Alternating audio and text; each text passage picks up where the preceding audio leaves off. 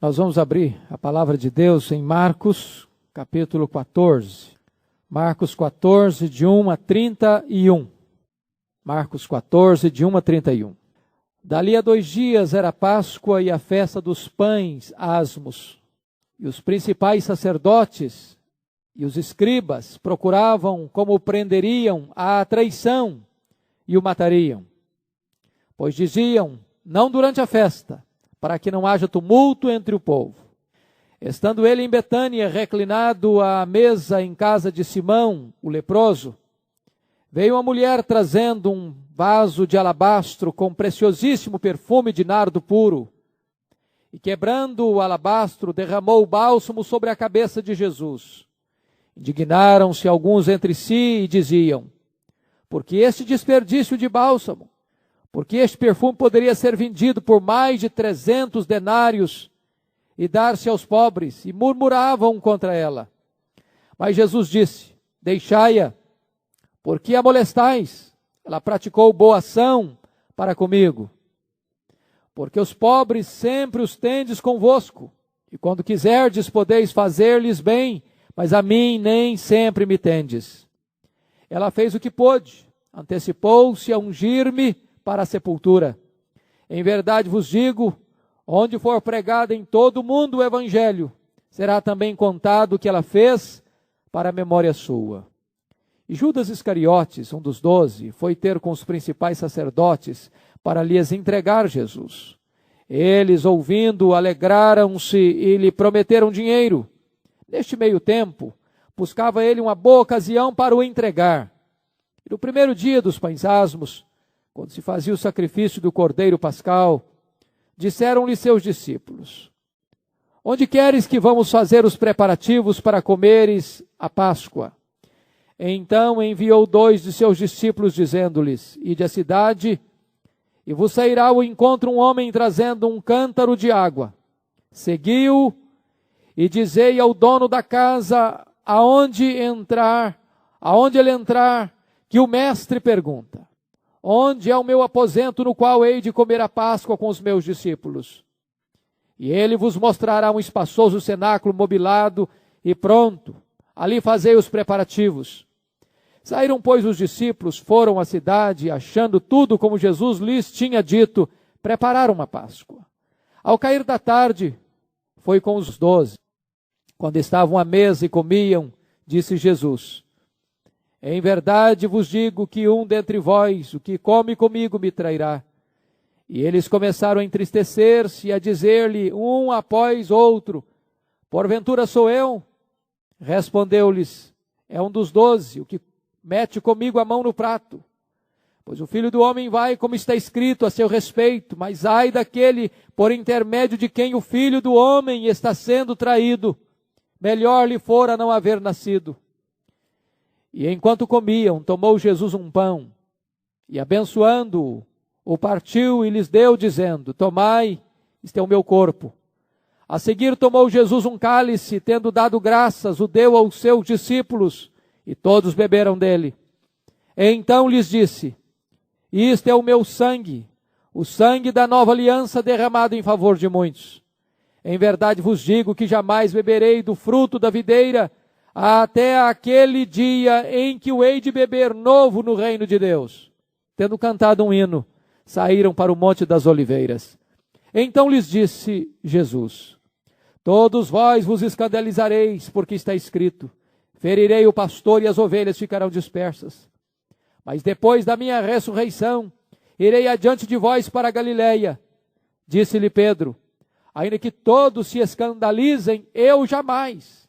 Respondeu-lhe Jesus, em verdade te digo que hoje, nesta noite, antes que 2 vezes cante o galo, tu me negarás 3 vezes. Mas ele insistia com mais veemência, ainda que me seja necessário morrer contigo, de nenhum modo te negarei. Assim disseram todos.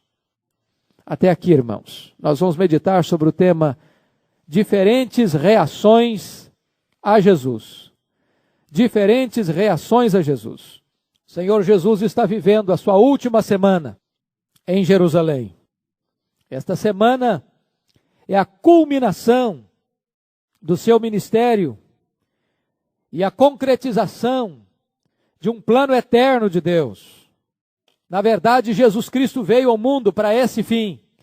E você nota que o texto vai nos apresentar diversas atitudes, diversas reações em relação ao Senhor Jesus. Os principais sacerdotes e os escribas estão já mancomunados, preparados para prenderem Jesus e matá-lo. Ao mesmo tempo, o povo simpatizava-se com ele. Foi por essa razão que não o prenderam no templo, com medo de que houvesse uma revolta do povo na cidade naquele período. Você nota que ao mesmo tempo que tem uma mulher anônima, pelo menos Marcos não refere-se ao nome dela, vamos saber mais tarde pelo evangelista João que é Maria, descreve e demonstra o seu amor pródigo, profundo, copioso pelo Senhor Jesus. Ao mesmo tempo, um dos 12, Judas Iscariotes, está traindo seu mestre. Você percebe que quando Jesus, citando o profeta Zacarias, disse, quando o pastor for ferido, as ovelhas se dispersarão. Jesus disse, vós vos escandalizareis comigo. E Pedro, cheio de arrogância, disse, eu jamais.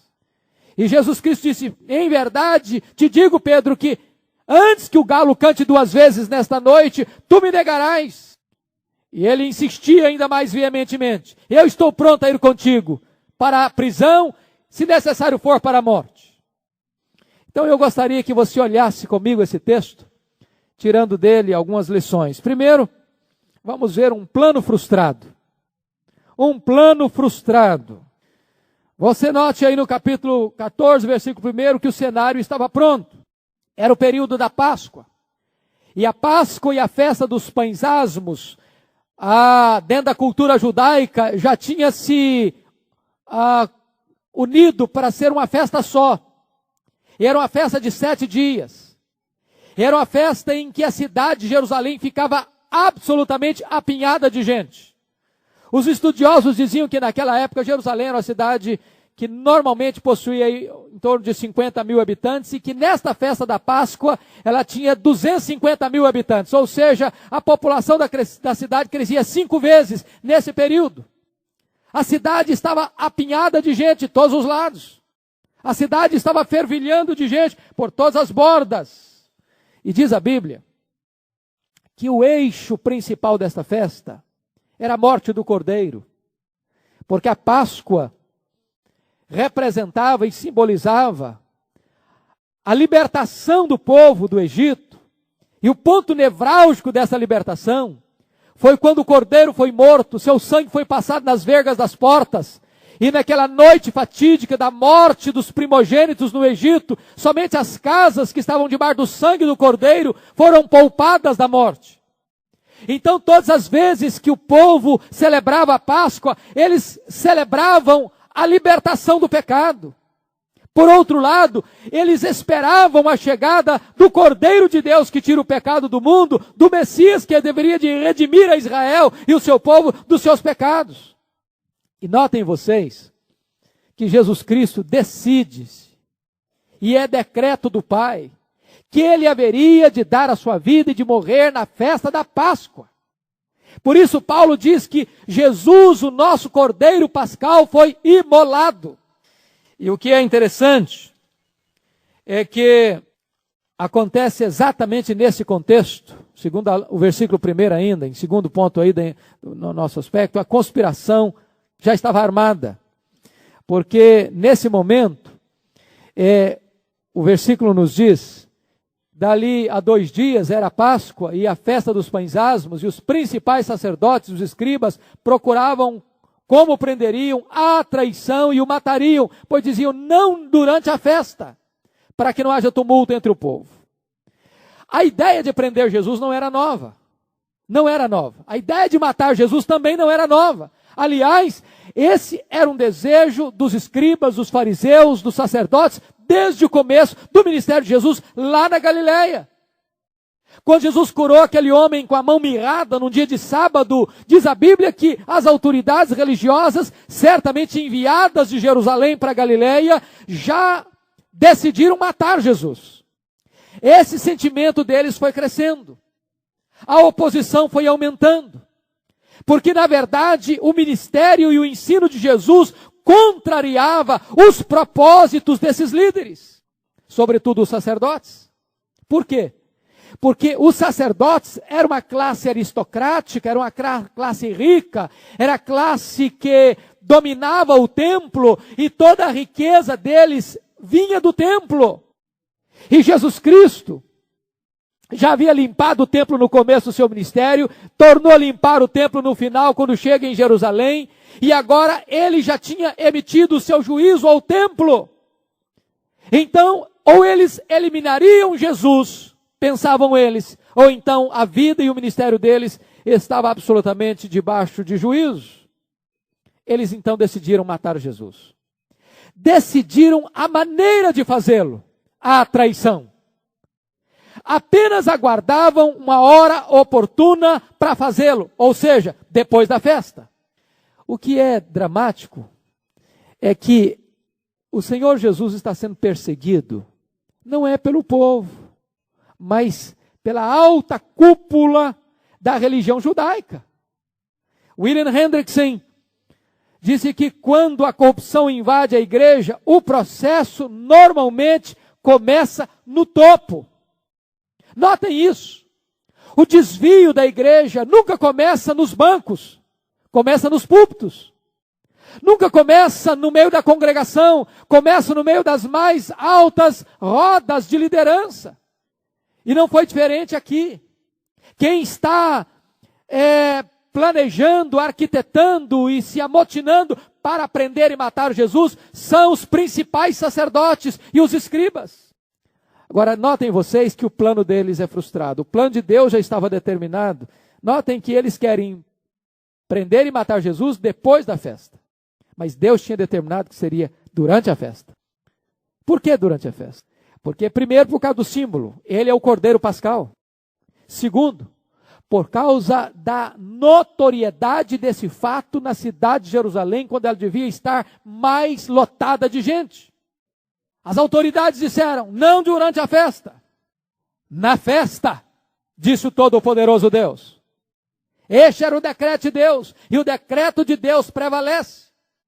E vejam vocês que a carta da manga que surge para que isso aconteça, é que um elemento do próprio grupo dos 12, procura os principais sacerdotes. Vai ao encontro deles e pergunta, o que vocês me darão?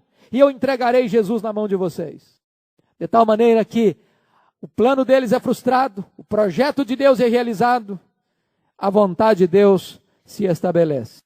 Aqui está então o primeiro aspecto, primeiro ponto, um plano frustrado. Segundo ponto que eu chamo a sua atenção, segunda reação, é um amor demonstrado. Versículos 3 a 9. É a história desta mulher. Jesus estava em Betânia, ele tinha saído de Jerusalém, ido para Betânia, uma cidade próxima de Jerusalém, como se fosse um bairro de Jerusalém, na entrada de Jerusalém, para quem está subindo de Jericó. Jesus vai jantar na casa de Simão o leproso. Notem vocês um fato curioso. Por que esse homem é chamado de Simão o leproso? A palavra Simão era uma das palavras mais comuns. Seria o nosso José hoje, né? Seria o nosso José hoje. Então, Simão era um nome muito comum. Então, as pessoas usavam um apelido, ou um epíteto, ou um adjetivo, ou uma característica, para diferenciar um Simão do outro. Então, este homem recebe o adjetivo de Simão o leproso. É óbvio que ele não era mais leproso. Porque se o fosse, ele não poderia conviver com a sua família. Se o fosse, ele não poderia dar um jantar e participar desse jantar. Se o fosse, ele deveria estar numa aldeia fora da cidade, fora do contexto familiar. Antônio Vieira disse que isso descreve o preconceito humano. Uma pessoa, via de regra, ela é carimbada. As pessoas rotulam. Então, como ele tinha sido leproso, mesmo depois de curado, continua sendo Simão o leproso. Nós, seres humanos, temos esta triste tendência de rotular as pessoas e às vezes o rótulo permanece, mesmo depois que ele não tem mais nenhum significado. Nós não sabemos a motivação deste homem em convidar Jesus para sua casa. Possivelmente até por um ato de gratidão por ter sido curado por Jesus. A Bíblia não responde, podemos depreender isso. E lá estava nesta mesma casa a família querida de Jesus, que era de Betânia, Marta, Maria e Lázaro. E nesta festa, ou melhor, nesse jantar, Maria surpreende os presentes, surpreende os convidados, quando ela pega um vaso de alabastro, uma pedra muito bonita, quebra este vaso e derrama o perfume que estava neste vaso, de nardo puro, e derrama sobre a cabeça de Jesus, escorre sobre o corpo de Jesus, e enxuga os pés de Jesus. E diz a palavra de Deus, que esta atitude de Maria provoca uma reação imediata das pessoas que estavam presentes. De repúdio, de revolta, de inconformação, achando que era um exagero, um desperdício. E Jesus disse, não deixe essa mulher. Ela está fazendo uma boa ação. Ela está antecipando o meu sepultamento. Em qualquer lugar e em todo lugar onde for pregado o Evangelho, esta história há de ser contada para testemunho dela, para memória dela. E aqui eu chamo a sua atenção para nós olharmos alguns aspectos dessa atitude de Maria. Em primeiro lugar, Maria deu o seu melhor. Você não vai encontrar o nome de Maria em Marcos, mas quando você lê esse relato paralelo em João capítulo 12, você vai perceber que essa mulher era Maria, irmã de Marta e de Lázaro, talvez até demonstrando a sua gratidão a Jesus por ter ressuscitado o seu irmão. Esta mulher dá o seu melhor. Esta mulher pega um vaso de alabastro, que na avaliação de Judas Iscariotes, conforme João 12, aquele perfume valia 300 denários. Um denário era o salário de um dia de trabalho. 300 denários era um salário de um ano de trabalho. Era a poupança integral de todo um ano de serviço. E derrama todo esse perfume de uma vez só em Jesus. Era hábito dos judeus a não apenas lavar os pés dos seus convidados, dos seus hóspedes, mas passar perfume. Mas era uma gota de perfume. Essa mulher derrama um jarro de perfume. E ela faz e ela dá o seu melhor para Jesus. Isso é algo extremamente impressionante. Ela dá o que tem de melhor, dá generosamente. Aliás, quando você vai ler na Bíblia, essa mulher chamada Maria, ela só aparece 3 vezes nos evangelhos. As 3 vezes ela está prostrada aos pés de Jesus. Lá em Lucas 10, prostrada para aprender. Lá em João 11, prostrada para chorar. Aqui em João 12 e em Marcos 14, prostrada para agradecer, para adorar. Ela dá o melhor que ela tem para o Senhor Jesus. Segunda coisa, note você, segunda coisa, esta mulher, ela dá sacrificialmente. Ela não deu a sobra. Ela não deu o que lhe faltava. Ela não deu algo que não lhe custava nada. Ela dá para Jesus não apenas o melhor, mas ela dá sacrificialmente. Por isso ela não foi entendida. Disseram para ela, ficaram indignados com ela. Disseram, é um desperdício. É uma perdulária. Está administrando de maneira errada os seus bens. Deveria dar aos pobres, fazer obra social. E diz a palavra de Deus que o Senhor Jesus Cristo elogia Maria por esse gesto. Elogia Jesus. Até que ponto você e eu damos o melhor para Jesus? Até que ponto nós damos sacrificialmente para Jesus? Até que ponto que entregamos para Jesus é algo que tem valor para nós? Esta mulher está nos ensinando. Jesus falou de 2 mulheres que deram sacrificialmente, a viúva pobre, e agora esta mulher, que está dando um ano de trabalho, tudo de mais precioso que ela possuía. O que Maria fez foi foi único em sua criatividade, foi régio em sua generosidade, foi maravilhoso em sua intemporalidade. Ela deu para o seu sepultamento, mesmo que ela não tivesse plenamente consciente disso, era isso que ela estava fazendo. Terceiro lugar, Maria buscou agradar só ao Senhor. Note você que ela encontrou o repúdio primeiro de Judas. A primeira pessoa que repudiou o ato dela foi Judas Iscariotes. Lá em João capítulo 12 diz que Judas ficou inconformado. Esse perfume valeria 300 denários. Mas não foi apenas Judas, não. Os outros acompanharam Judas, talvez porque Judas era o tesoureiro que mais entendia de economia, estava mais ligado a dinheiro entre os 12, tivesse pontuado esse fato, e os outros acompanharam Judas no seu repúdio a Maria. Censuraram-na, indignaram-se com ela.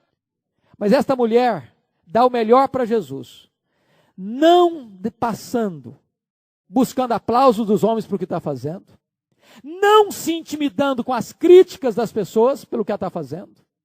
Ela age voluntariamente, generosamente, sem se importar com o que as pessoas vão pensar ou vão falar dela. Ela quer dar o seu melhor para Jesus. Note você que a generosidade dela está em total contraste com a atitude de Judas. Total contraste. Ela dá o melhor para Jesus. E Judas vende o seu Senhor por uma bagatela. Por uma bagatela. Se você fizer as contas, o que Judas recebeu para trair Jesus era 1/10 do valor desse perfume que Maria derramou sobre a cabeça de Jesus. Ele estava indignado porque ela tinha dado o melhor dela para Jesus. E ele, por muito menos, entregou e traiu o seu Senhor. Maria, no entendimento de Judas, desperdiçou dinheiro. Mas Judas desperdiçou a vida. A vida. Quarto lugar, Maria demonstrou amor em tempo oportuno. Note você nos versos 7 e 8, que Jesus Cristo disse o seguinte: deixe, ela está fazendo uma boa ação. Ela está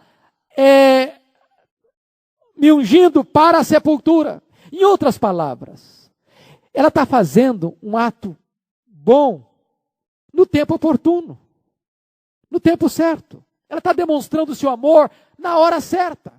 Por quê? Porque lá em Marcos 16, outras mulheres vão ao sepulcro de Jesus para fazer o quê?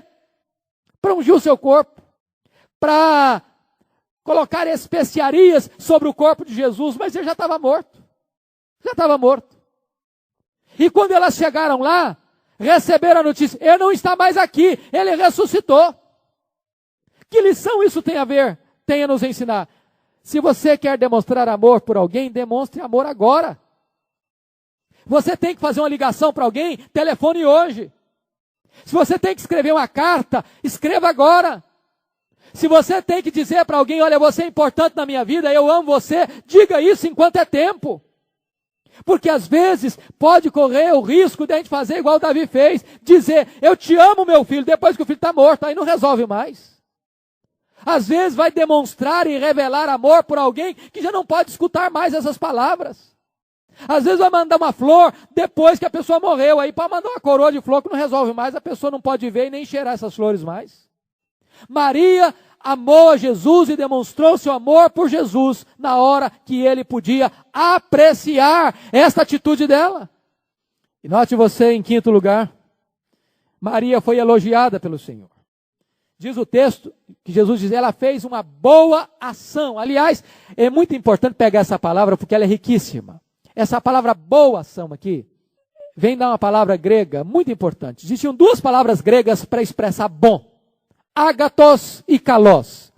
O ágatos é algo bom moralmente, eticamente. E o kalos é um bom bonito. Bonito, sublime, belo. Uma coisa pode ser eticamente boa, mas ser dura, ser austera, ser pesada. Mas kalos é quando não apenas é bom, mas é bonito. É lindo, é maravilhoso, é extraordinário. E quando Jesus vai se referir ao ato de Maria, ele não diz que a atitude dela foi agatós, mas que a atitude dela foi kalós. Foi não apenas bom, mas foi belo, foi extraordinário, foi magnífico, foi glorioso. Esta é a posição que Jesus está dizendo, foi elogiada pelo próprio Senhor Jesus. Esta é uma questão.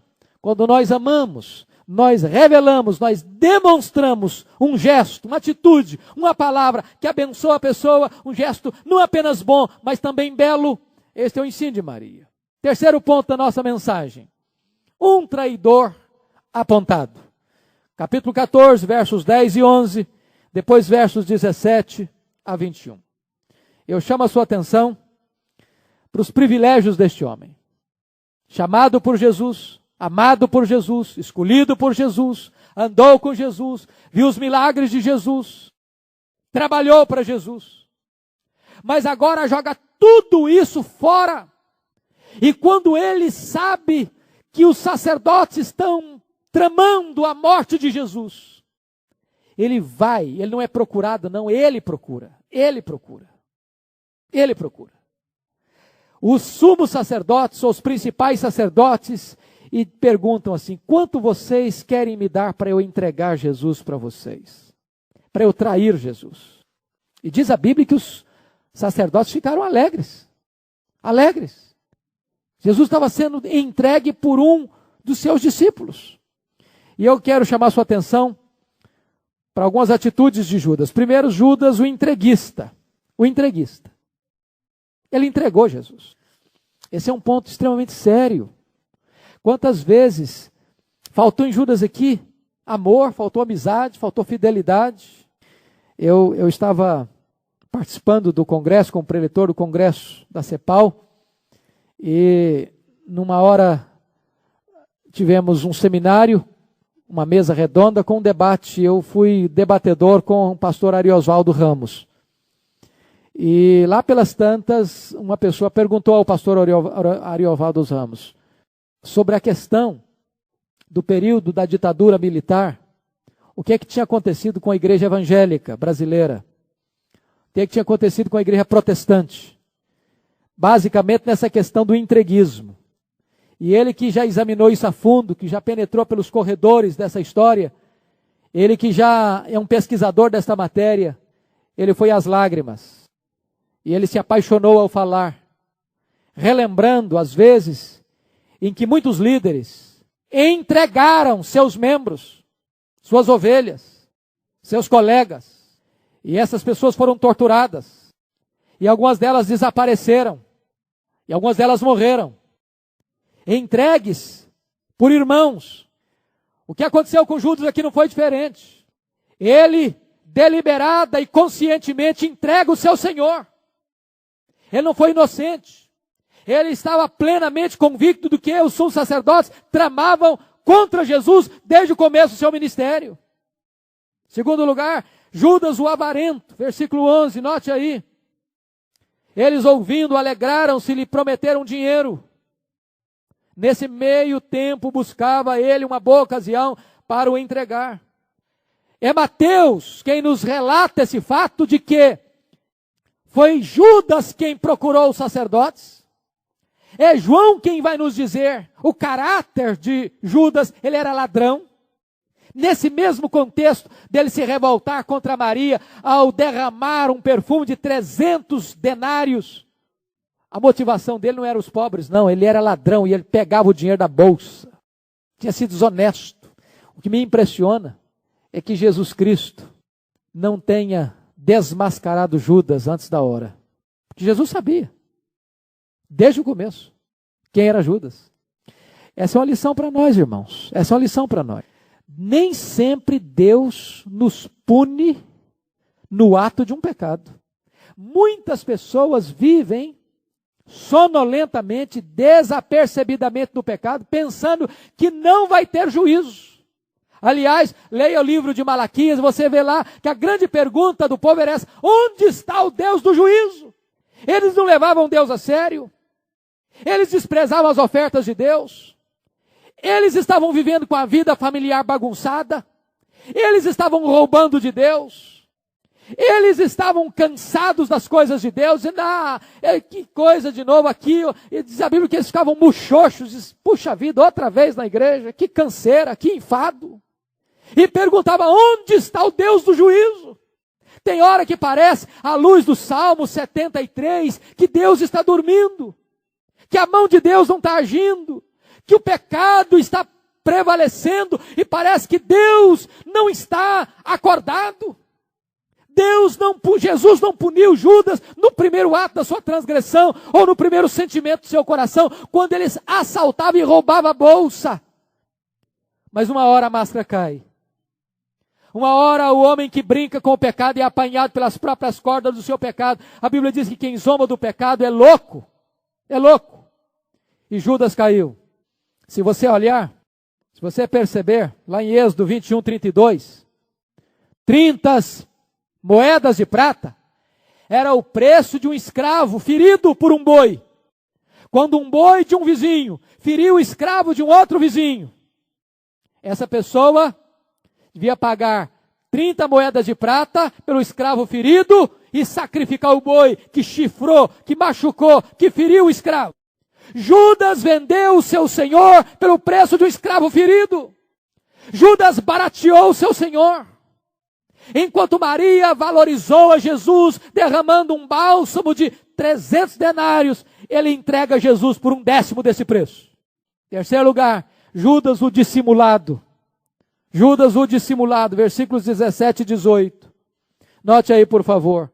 Ao cair da tarde, foi com os 12, quando estavam à mesa e comiam, disse Jesus, em verdade vos digo que um dentre vós, o que come comigo, me trairá.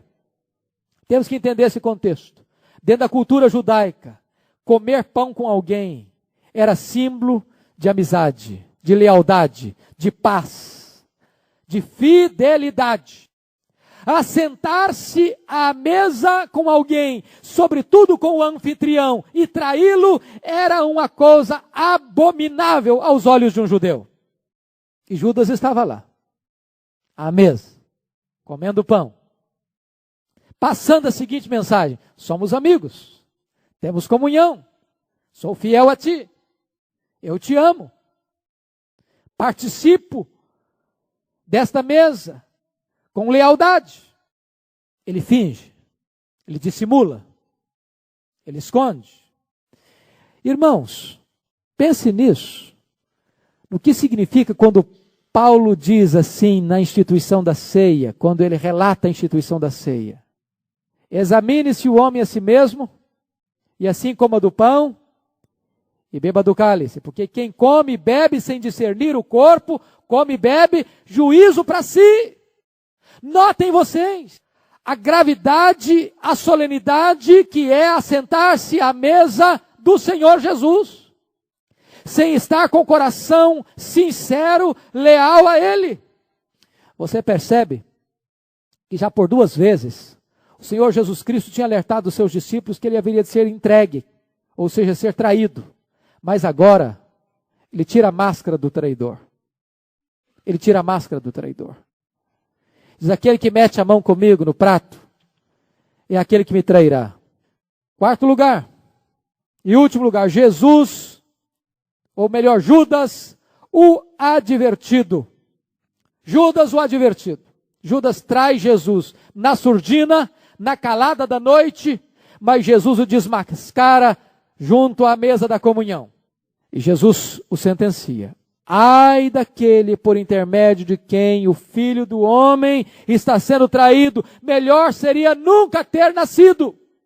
Irmãos, preste atenção nisso. O pecado pode parecer lhe dar uma recompensa imediata, um prazer imediato, mas o custo dele é altíssimo. Nós, domingo, ouvimos o pastor Wildo usar uma figura. Sirva Jesus, porque ele paga bem. É verdade. Quando você serve a Jesus, você tem recompensa. Você tem alegria, você tem paz, você tem contentamento. Agora, quando você serve ao diabo, aos interesses do diabo, ele cobra caro. Caríssimo. Caríssimo. Judas teve que pagar com a sua própria vida. E note você Perceba você que quando Judas, assentado à mesa, Jesus já sabia que Satanás, que o diabo já tinha posto no coração de Judas para trair Jesus. Jesus chega ali, naquele cenáculo, Marcos não registra isso com todos os detalhes. Dá a impressão que logo que eles chegam no cenáculo, eles já logo chegam e já põem a mesa e começam a comer, e Jesus já desmascara Judas. Não é assim não. Você percebe que o relato de João é muito mais completo. Jesus chega no cenáculo, eles estão falando lá ainda quem é o maior, quem é o mais importante. Jesus se levanta, cinge com a toalha, põe água na bacia, lava os pés de Judas. Lava os pés de Judas. E depois diz a palavra de Deus que Jesus sabia que o diabo já tinha posto no coração de Judas para traí-lo. E Judas ainda não se toca, não se quebranta, não se humilha, não se arrepende. Jesus está investindo em Judas. Jesus está permitindo Judas se assentar com ele à mesa. Jesus lhe dá pão, Jesus lhe dá vinho. Agora note você, quando Jesus pontua isso, o que mete a mão comigo no prato, esse é o que me trairá, diz a Bíblia que aí Satanás entrou em Judas. Está lá em João capítulo 13, capítulo 11. Judas é possuído por Satanás. E nesse momento, o Senhor Jesus alerta para ele, o que você tem que fazer, faça logo. E diz a Bíblia que Judas então sai definitivamente para entregar Jesus, para que Jesus fosse preso e fosse morto. Deixa eu pensar com vocês aqui uma coisa. Como é que você lida com a sedução do pecado? Porque Judas foi seduzido. Qual era o ponto vulnerável? Qual era o calcanhar de Aquiles de Judas? Dinheiro. Dinheiro. Irmãos, isso é um ponto importante entender. Nem todas as pessoas têm o mesmo ponto de fraqueza. Nem todos. Richard Foster escreveu um livro chamado Dinheiro, Sexo e Poder. Esses três elementos têm sido talvez os pontos mais destacados da queda da maioria das pessoas. Dinheiro, sexo e poder. Tem gente que lida com dinheiro, você pode deixar R$1 milhão na frente dele, ele pode estar endividado, precisando de dinheiro, que ele não pega um centavo que não é dele. Isso não tenta. Tem gente que, na área da sexualidade, ele se sente tranquilo, ele não é tentado. Tem gente que o problema é a sede do status, do poder, da fama, do sucesso. O problema de Judas era dinheiro. Talvez ele disse, puxa vida, já que eu perdi esses 300 denários, podiam ser vendidos e eu ficava na bolsa e eu administro a bolsa, eu ia usufruir esse negócio, ou pelo menos tirar parte para mim, então agora eu preciso de dinheiro e eu vou atrás de dinheiro. E oferece Jesus por 30 moedas de prata. William Barclay, narrando uma lenda, mostra como é que você pode livrar-se do pecado, da sedução do pecado. Essa lenda grega conta que 2 famosos viajantes que passaram pelas rochas elétricas que tiravam os pregos, que prendiam ao casco do navio. E essa lenda dizia que nessas rochas as sereias se assentavam nas pedras e cantavam músicas tão lindas, tão sedutoras, tão maravilhosas, que os marinheiros eram seduzidos pela música e dirigiam os seus barcos para aqueles rochedos, onde eram destruídos e naufragavam. Então, 2 navegantes, o primeiro deles, Ulisses, segundo a lenda, tomou a seguinte atitude: mandou colocar tampão nos ouvidos dos seus marinheiros.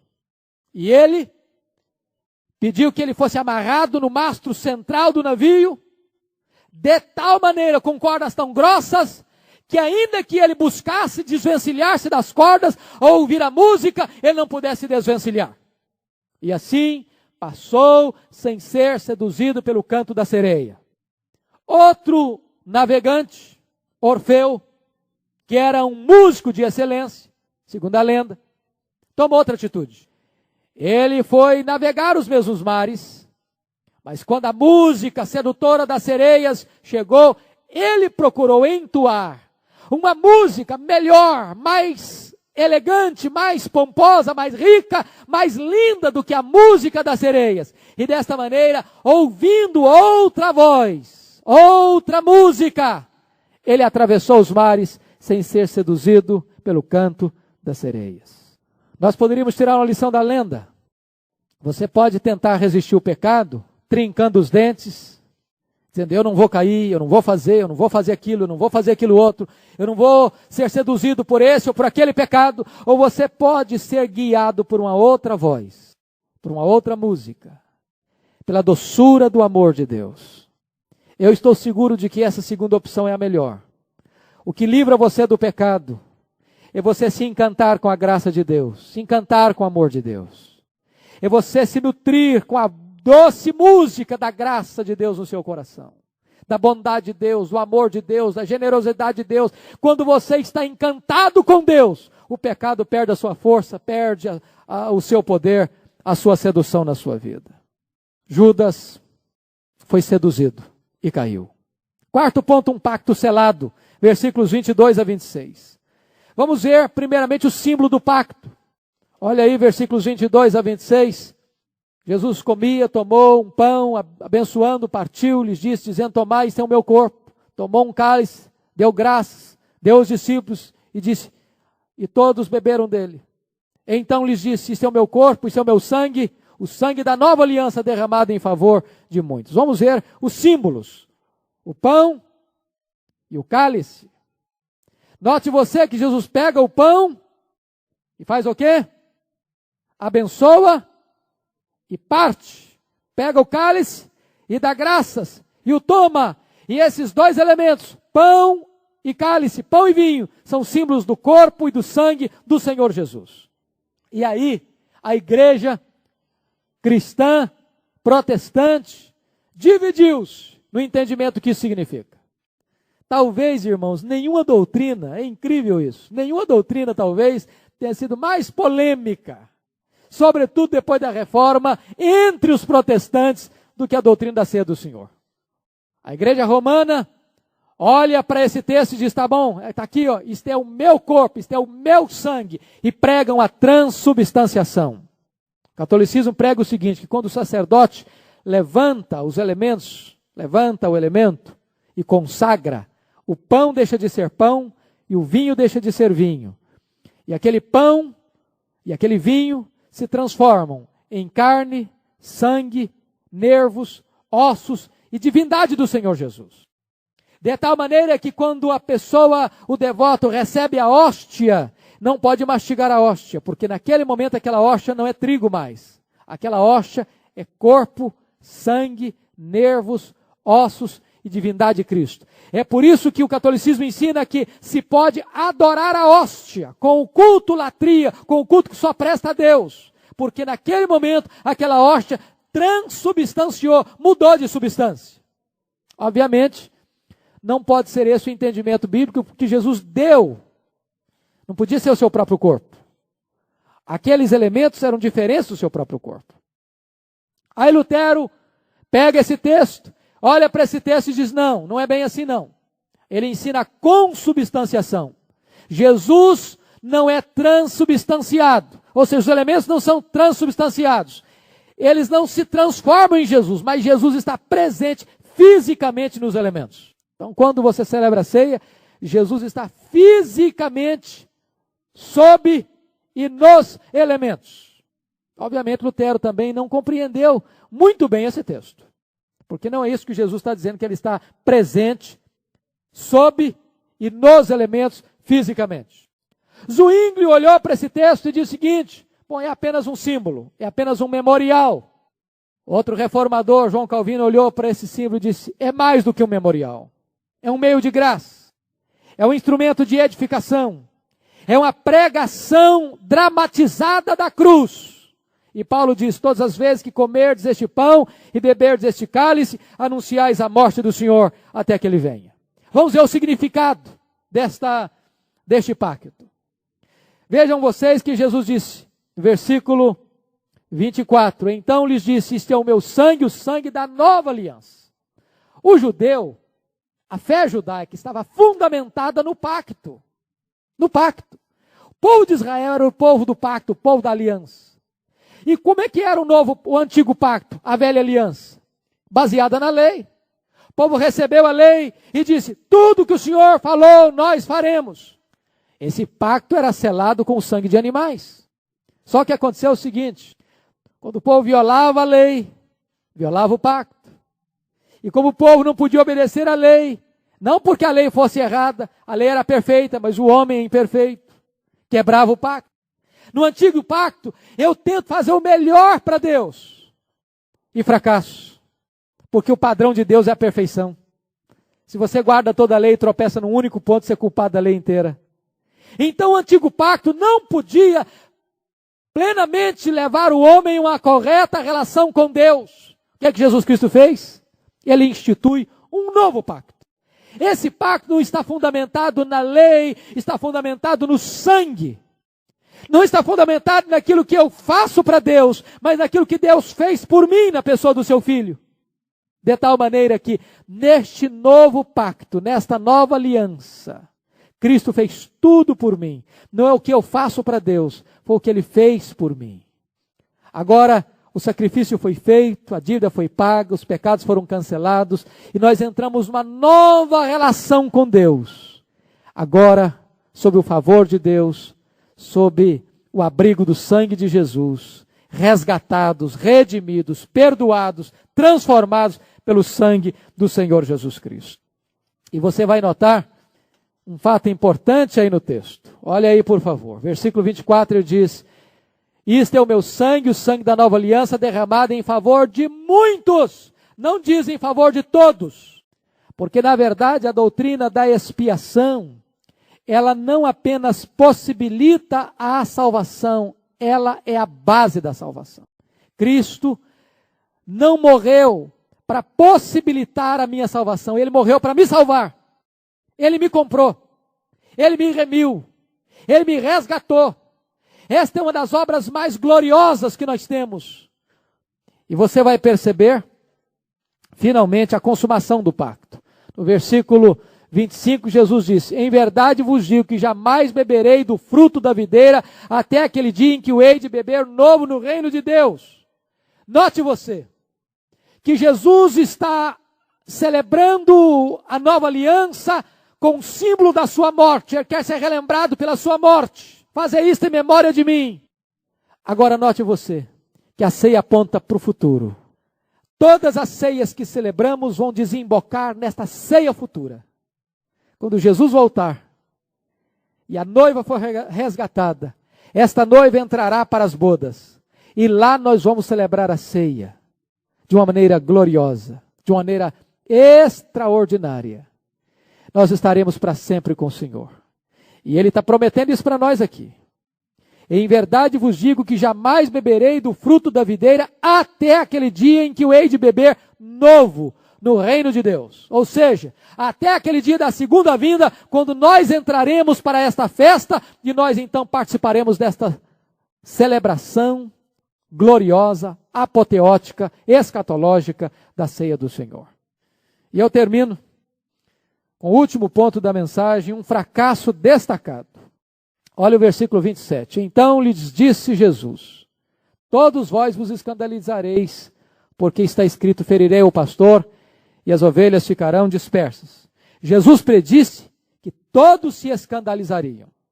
Todos disseram que isso nunca aconteceria. Olha o verso 31. Mas ele insistia com mais veemência, ainda que me seja necessário morrer contigo, de nenhum modo te negarei. Assim disseram todos. Notem vocês. Jesus disseram, todos vocês vão se escandalizar. Todos disseram, nós não vamos nos escandalizar. Resultado? Olha capítulo 14, versículo 50. Então, deixando-o, todos fugiram. Jesus diz, todos vão se escandalizar.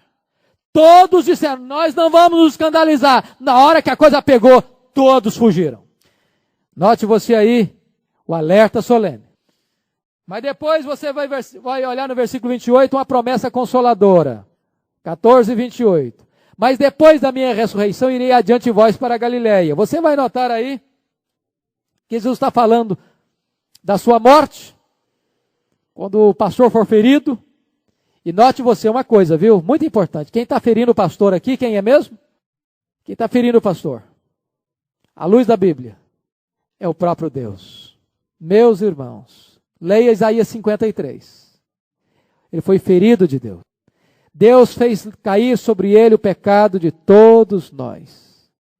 A Bíblia diz que Deus entregou o seu próprio filho. Que ele não poupou seu próprio filho. O próprio Pai o feriu. E qual foi o instrumento para feri-lo? O nosso pecado.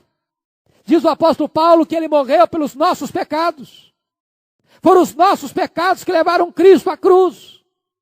Não foi Judas, não foi Pilatos, não foram os soldados, não foram os sacerdotes, simplesmente que levaram Jesus à cruz. Na verdade, quem levou Jesus à cruz foi o meu e o seu pecado. Ele foi ferido pelos nossos pecados. O próprio Pai o feriu com os nossos pecados. Mas tem uma consolação, diz o texto. Mas depois da minha ressurreição, ele sabe que vai morrer, mas sabe que vai ressuscitar. E olha ainda mais, versículo 28, irei adiante de vós para Galiléia. Lá onde eles começaram, é lá onde eles devem ser restaurados. Que coisa linda, Jesus sabe, Jesus não foi apanhado de surpresa e nem Jesus se surpreendeu com o fracasso dos discípulos. Jesus predisse o fracasso dos discípulos, mas nem a morte de Jesus seria definitiva, nem a fuga dos discípulos seria definitiva. Ele disse, eu vou restaurar vocês onde vocês começaram, lá na Galileia. Lá na Galileia. Isso me ensina uma lição bonita. Onde a gente cai é onde a gente tem que se levantar. Tem gente que diz o seguinte, não deu certo aqui, vou para frente. Tive um problema aqui na igreja, eu vou procurar outra igreja. Meu irmão, onde você tem problema é onde você tem que se levantar. Onde você tem uma luta, é aí onde você pode dar testemunho do que Deus vai fazer na sua vida e através da sua vida. E você vai observar outra coisa. Para finalizar, uma pretensão vaidosa. Versículos 29 a 31. Disse-lhe Pedro, ainda que todos se escandalizem, eu jamais. O Pedro aqui está passando a seguinte ideia. Jesus, eu até acredito que na hora que a coisa pegar mesmo, esses discípulos do Senhor aí, eles não vão aguentar não. Eu acho que eles não têm tutano para aguentar a pressão. Eles não têm envergadura para enfrentar esse cenário que está se armando. O clima estava tenso, extremamente tenso. Jesus já tinha alertado para eles, olha, eu vou ser entregue, eu vou ser entregue, eu vou ser entregue, o Filho do Homem vai ser entregue, eu vou ser preso, eu vou ser torturado, eu vou ser crucificado, eu vou morrer, e todo mundo está aí com os nervos à flor da pele. E quando Jesus diz, quando o pastor for ferido, vocês todos vão se escandalizar, Pedro, Senhor, ainda que todos te abandonem, eu jamais, aqui tem uma batuta, aqui tem um homem que tem pulso de aço, o Senhor conte comigo. E notem vocês que Jesus não deixa por menos. Pedro, nesta mesma noite, antes que o galo cante 2 vezes, você me negará. E você vai ver no versículo 31, mas ele insistia com mais veemência. Ainda que me seja necessário morrer contigo, de nenhum modo te negarei. Eu não penso que faltasse a Pedro aqui sinceridade, faltava poder. O problema de Pedro aqui é que ele estava pondo a sua confiança nele mesmo. É por isso que Paulo diz, lá em 1 Coríntios 10, aquele que pensa estar em pé, veja que não caia. É por isso que a Bíblia diz que a soberba precede a ruína. É por isso que Provérbios 28, 26 diz que o que confia no seu próprio coração é insensato. Então, sejamos leais ao Senhor, mas tenhamos muito cuidado para não acharmos que nós somos fortes, que nós temos força, que nós somos capazes, que a força vem de dentro, que o poder está em nós. O apóstolo Paulo disse, eu não tenho nada que eu não tenha recebido. Eu me glorio nas minhas fraquezas, porque quando eu sou fraco, é aí que eu sou forte. É quando eu desconfio de mim, não confio em mim, e ponho toda a minha confiança no Senhor, aí eu posso resistir às lutas. Talvez a palavra que caberia a nós é esta, a mesma que Jesus disse acerca da segunda vinda, vigiai, vigiai. Você e eu somos vasos de barro, temos os pés de barro, Na verdade, a única forma de nós mantermos-nos de pé é vigiando, vigiando, vigiando. Judas caiu porque foi seduzido pelo dinheiro. Pedro negou porque foi seduzido pela autoconfiança. Que Deus nos ajude a mantermos-nos firmes e fiéis ao Senhor da nossa vida. Amém.